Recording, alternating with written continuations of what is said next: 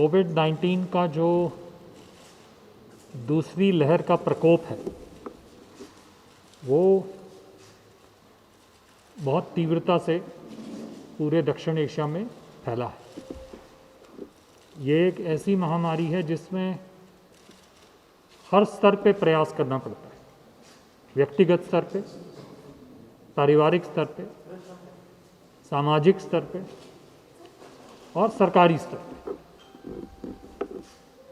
इस महामारी की संरचना कुछ इस प्रकार की है कि इससे लड़ने के लिए समाज का सहयोग और सहकार्य उतना ही आवश्यक है जितना कि एक व्यक्ति का प्रयास और एक सरकार की कटिबद्धता आवश्यक है।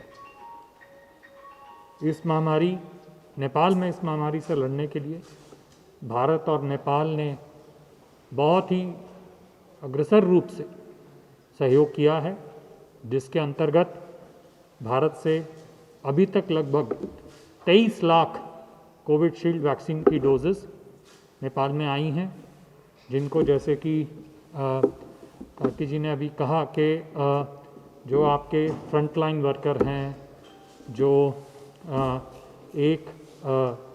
एक आयु के ऊपर के लोग हैं, उन सबको वो वैक्सीन दी गई है। इसके अलावा भी आज की स्थिति में पिछले 8-10 दिनों में लिक्विड ऑक्सीजन के टैंकर्स लगातार भारत से नेपाल आ रहे हैं, जिसके कारण अस्पतालों में ऑक्सीजन की कमी ना हो, ये भारत नेपाल संबंधों का प्रयास रहा है।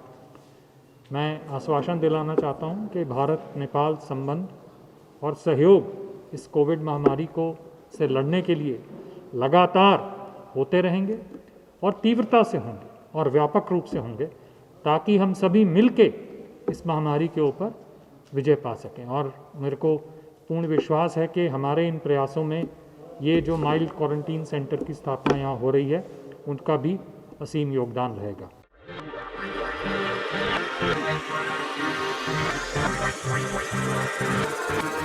We'll be right back.